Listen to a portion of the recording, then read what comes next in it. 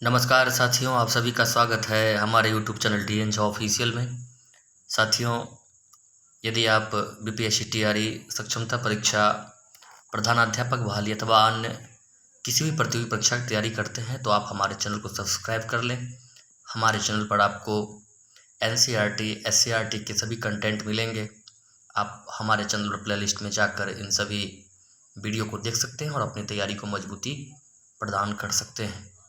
साथियों, आज मैं एससीईआरटी वर्ग 8 के इतिहास की पुस्तक के 9वें अध्याय की चर्चा कर रहा हूं और आज का हमारा टॉपिक है महिलाओं की स्थिति एवं सुधार।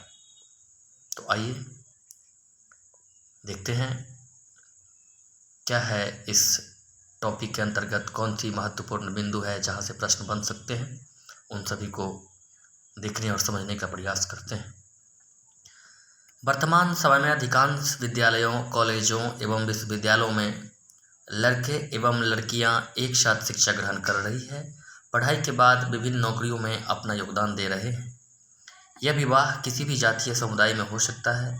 विधवाएं दोबारा विवाह कर सकती है, पुरुषों की तरह वोट डाल सकती हैं और चुनाव लड़ सकती है।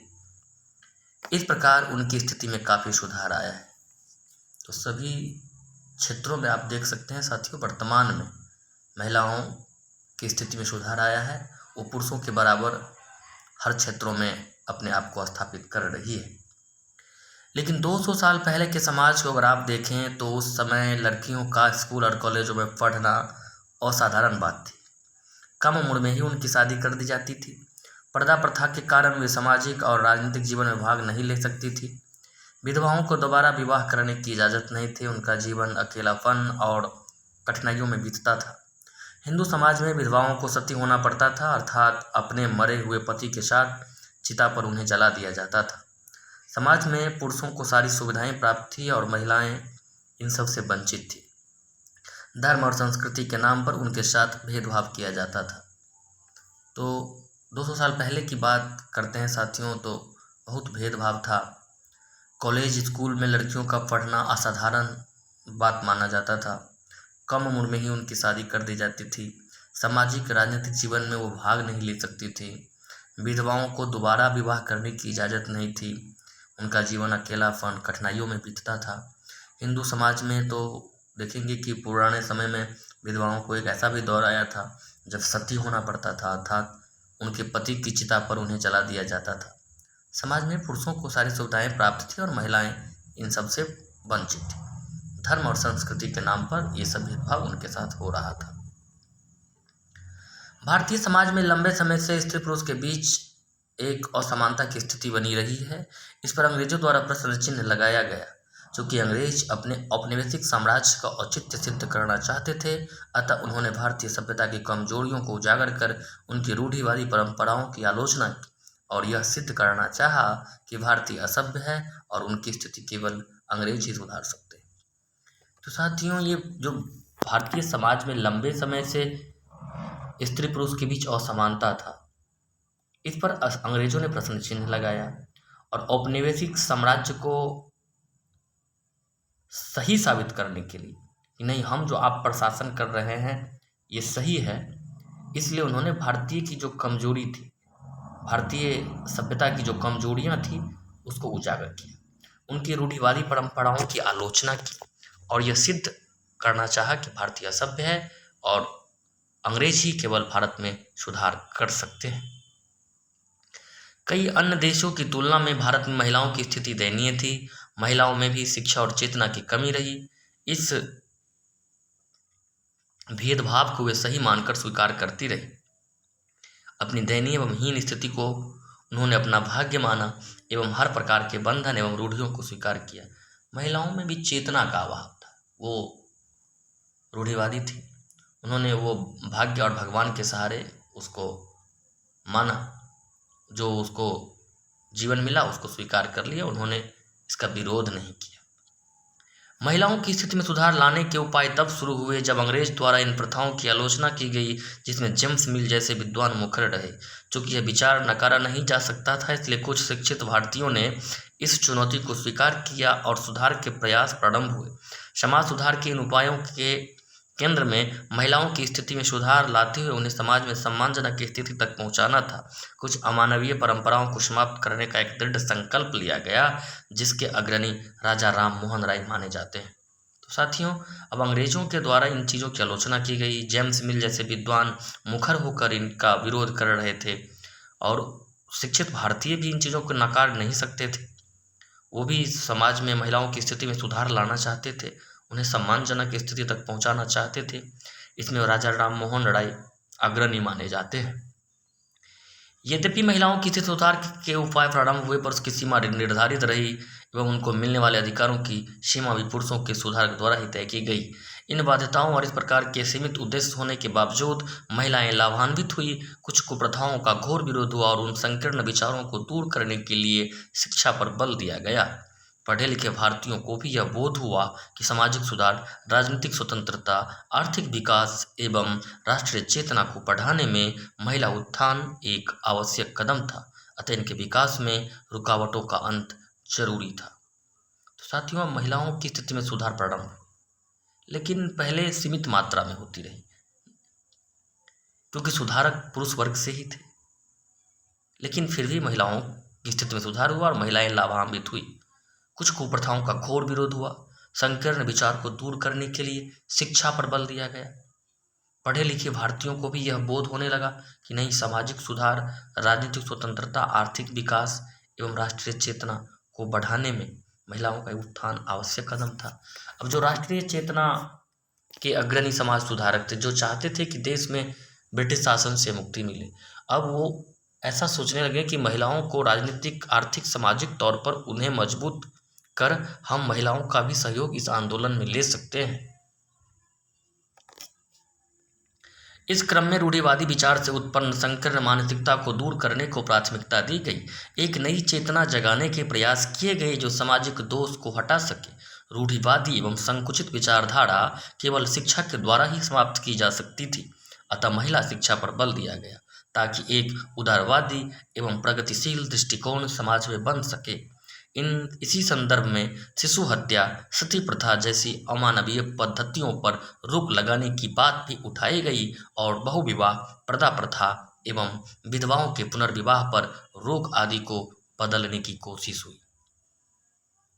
अब जो रूढ़िवादी विचार से उत्पन्न संकीर्ण मानसिकता थी, इसे दूर करने की कोशिश की गई। प्राथमिकता के तौर पर सामाजिक दोष को हटाने का प्रयास हुआ। रूढ़िवादी संकुचित विचारधारा को दूर करने के लिए शिक्षा पर बल दिया गया। महिलाओं की शिक्षा पर भी बल दिया गया ताकि समाज में एक उदारवादी, प्रगतिशील दृष्टिकोण बन सके। उस समय जो समाज में जो प्रथाएं थी, शिशु हत्या, सती प्रथा, बाल विवाह, बहु विवाह, पर्दा प्रथा, विधवाओं पुनर्विवाह पर रोक, इन सबको बदलने की कोशिश भी हुई। हमें यह समझना होगा कि समाज सुधार के क्रम में यह प्रयास महिलाओं की स्थिति में सुधार लाने के महत्वपूर्ण प्रयास थे, परंतु नारी उत्थान के प्रश्न पर अभी इनमें जोर नहीं दिया गया था। महिलाओं को समाज में समानता का अधिकार मिले, ऐसे विचार की कमी हम इस पूरे संदर्भ में पाते हैं। इसलिए इन बदलती परिस्थितियों में भी महिलाएं मूल अधिकारों से वंचित रही। मुख्यतः पैतृक संपत्ति पर अधिकार की बात लंबे समय तक उठाई ही नहीं गई। अभी भी महिलाओं के जो मूल अधिकार थे वो भी नहीं मिल पा रहे थे। पैतृक संपत्ति पर अधिकार इत्यादि की बात तो चर्चा तक में नहीं थी। सबसे पहले शिक्षा के क्षेत्र में महिलाओं को शामिल करने के उपाय प्रारंभ किए गए, परंतु इसका प्रभाव उच्च वर्ग की महिलाओं तक सीमित रहा। जब 19वीं सदी में समाज सुधारकों के द्वारा महिलाओं के लिए शिक्षा के प्रयास हुए तो उनका प्रभाव सीमित रहा। फिर भी उस समय की परिस्थितियों में यह एक सराहनीय प्रयास था। तो पहले आप देखेंगे कि जो शिक्षा हुआ तो उच्च वर्ग की महिलाओं तक की शिक्षा जो सीमित रहा। समाज सुधारकों के द्वारा प्रयास किए गए, लेकिन धीरे धीरे परिस्थितियों में बदलाव आया। उच्च वर्ग की महिलाएं शिक्षित होते हुए भी रोजगार के प्रत्यक्ष रूप से नहीं जोड़ी गई, जबकि निम्न वर्ग की महिलाओं को शिक्षा से वंचित रखकर उन्हें भी आर्थिक भागीदारी से दूर रखा गया। महिलाओं को शिक्षित तो बनाया गया, पर रोजगार से उनकी शिक्षा को हाल के वर्षों तक जोड़ा नहीं गया था। अब इसी कमी को समाज से हम होते हुए दूर होते हुए पा रहे हैं। तो आप सभी देख रहे हैं साथियों, अब उच्च वर्ग की महिलाओं तक तो शिक्षा पहुंच गई, लेकिन फिर भी वो रोजगार से नहीं जुड़ी, और निम्न वर्ग की महिलाएं तो काम तो करती थी लेकिन उनके पास शिक्षा नहीं था। और इसी तरह की जो बात है कि शिक्षा को हाल के वर्षों तक महिलाओं के लिए रोजगार से नहीं जोड़ा गया था, लेकिन अब ये चीज़ सुधर रही है। अब महिलाएं भी, शिक्षित महिलाएं रोजगार से जुड़ रही है और जो कम पढ़ी लिखी महिलाएं हैं वो भी काम कर रही है। समाज सुधारक ज्योतिराव फूले की पत्नी सावित्रीबाई फूले ने महिला समानता के प्रश्न को उठाया एवं बहुजन समाज की स्थापना उनके द्वारा हुई। इस दंपति के द्वारा निम्न वर्ग की महिलाओं के अधिकार की बात उठाई गई, लेकिन संपूर्ण समाज सुधार आंदोलन के क्रम में उच्च वर्ग की महिलाओं की समस्याओं पर अधिक ध्यान दिया गया। ये बॉक्स में एक महत्वपूर्ण फैक्ट है साथियों कि समाज सुधारक हमने पिछले चैप्टर में पढ़ा था। ज्योतिराव फूले पहले व्यक्ति थे, उन्होंने जो सामाजिक गैर बराबरी के विरुद्ध आंदोलन चलाए थे महात्मा ज्योतिराव फूले, और उनकी पत्नी थी सावित्रीबाई फूले। इन्हें महिला की समानता के प्रश्न को उठाया, बहुजन समाज की स्थापना की। सावित्रीबाई फूले ने बहुजन समाज की स्थापना की, आप याद रखेंगे। और ये दोनों पति पत्नी ने निम्न वर्ग की महिलाओं के अधिकार की बात उठाई, यानी बहुजन समाज, लेकिन संपूर्ण समाज सुधार आंदोलन के क्रम में उच्च वर्ग की महिलाओं की समस्याओं पर अधिक ध्यान दिया। अब साथियों आगे बढ़ते हैं। सती प्रथा पर विवाद। 19वीं शताब्दी के हिंदू समाज में विधवाओं को भारी कष्टों का सामना करना पड़ता था, जिसमें सबसे कठोर सती प्रथा थी। इसमें विधवा को उनके पति की चिता के साथ जला दिया जाता था। दुर्भाग्यवश कुछ लोग समझते थे कि इस अमानवीय परंपरा को धार्मिक मान्यता प्राप्त थी, जबकि वास्तव में यह विधवा स्त्रियों को संपत्ति एवं उत्तराधिकार के अधिकारों से वंचित करने का एक उपाय था। ऐसी चीज़ें साथियों आप देखेंगे कि खास करके मध्यकाल में एक जो परंपरा भारत में थी, उनने जो विधवा सती प्रथा, जो विधवा हो जाती थी उसे पति की चिता के साथ ही जला दिया जाता था, और ये था कि उन विधवा स्त्रियों को पति की संपत्ति, उत्तराधिकार इत्यादि से वंचित करने का एक उपाय था। तो ये पहले लोग उसको धार्मिक मान्यता के तहत ऐसा करते थे, लेकिन वास्तव में वेद शास्त्रों में इसकी का कोई ज़्यादा जिक्र नहीं है। मध्यकाल में इस तरह की परंपरा व्यापक रूप से समाज में व्याप्त थी। ऐसी बर्बर प्रथाओं को समाप्त करने की पहल इस समय के पश्चिमी विचारकों द्वारा की गई, जिसमें भारतीय बुद्धिजीवी वर्ग को भी झकझोर दिया। समाज में ऐसी मानसिकता बनी हुई थी कि एक सती होने वाली महिला को सदाचारी माना जाता था। इस समय बहुविवाह एवं बाल विवाह का भी प्रचलन था, इसलिए सती होने वाली महिला प्रायः कम आयु की वह महिलाएं होती थी जिनका विवाह वृद्ध एवं अधेड़ पुरुषों से होता था।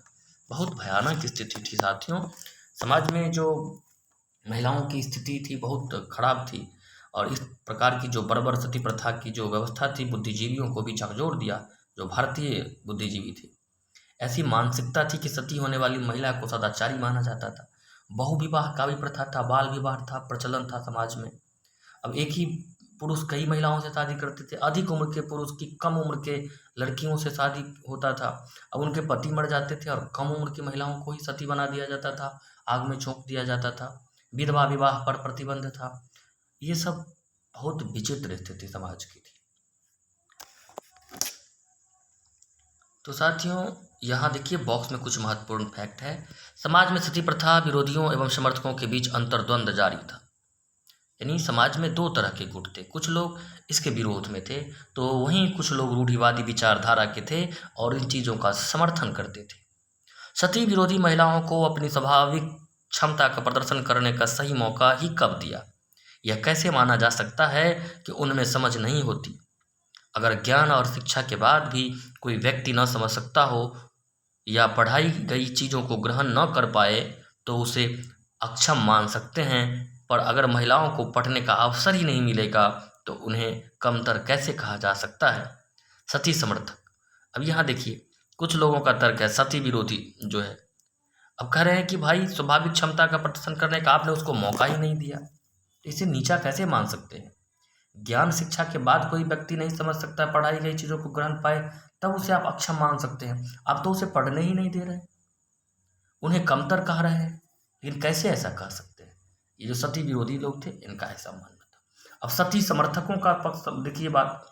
औरतें कुदरती तौर पर कम समझदार, बिना दृढ़ संकल्प वाली, अपने पति की मृत्यु के बाद उसके साथ जाने की कामना करने लगती है, पर वह धधकती आग से भाग न निकले, इसलिए पहले हम उन्हें चिता की लकड़ियों में कसकर बांध देते।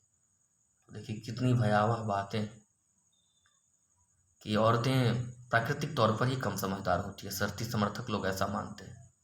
दृढ़ संकल्प उसमें नहीं होती है। पति की मृत्यु के बाद उसके साथ जाने की कामना करने लगती है। पति की मृत्यु के बाद उसके साथ जाने की कामना करने लगती है। वो धधकती आग से भाग न निकले, इसलिए हम लोग उसे बांध देते हैं। कैसी विचित्र बातें लिखी गई है साथियों। तो साथियों, ये महिलाओं की स्थिति पर ये चैप्टर आधारित है। अब हम अगले चैप्टर में, अगले वीडियो लेक्चर में इनके शेष टॉपिक को देखेंगे। वीडियो बड़ा ना हो जाए, इसलिए हम आज इसी टॉपिक को समाप्त करते हुए इसको समाप्त करेंगे। तो इस प्रथा की समाप्ति की पहल राजा राम मोहन राय के द्वारा की गई। चूंकि कट्टरपंथी वर्ग सती प्रथा का समर्थन कर रहे थे, राजा राम मोहन राय के अनुरोध पर तत्कालीन governor general Lord William Bentinck ने 1829 में कानून बनाकर सती प्रथा का अंत किया। तो याद रखिएगा साथियों, राजा राम मोहन राय के अनुरोध पर लॉर्ड विलियम बेंटिक के द्वारा 1829 में सती प्रथा को कानून बनाकर अंत कर दिया, ताकि जो समाज में ऐसे लोग हैं जो इसके समर्थक हैं वो ऐसा ना कर सके। सामाजिक सुधार के क्षेत्र में राजा राम मोहन राय की सबसे बड़ी उपलब्धि थी, उन्होंने ब्रह्म समाज की स्थापना 1828 में की। ब्रह्म समाज के द्वारा महिलाओं की स्थिति में सुधार की प्रक्रिया अपनाई गई, जैसे सती प्रथा पर रोक, महिलाओं की शिक्षा पर बल, विधवा पुनर्विवाह को प्रोत्साहन, अंतरजातीय विवाह को समर्थन, बाल विवाह का विरोध इत्यादि। तो ये भी याद रखिएगा, 1828 में राजा राम मोहन राय के द्वारा ब्रह्म समाज की स्थापना की गई और उनका कार्य क्या क्या था आपने अभी देखा इसको। तो साथियों, अब अगले चैप्टर में हम जो शेष टॉपिक है इसकी चर्चा करेंगे। क्षमा कीजिएगा, अगले वीडियो लेक्चर में। चैप्टर तो वही रहेगा, जो शेष टॉपिक है उसकी चर्चा करेंगे।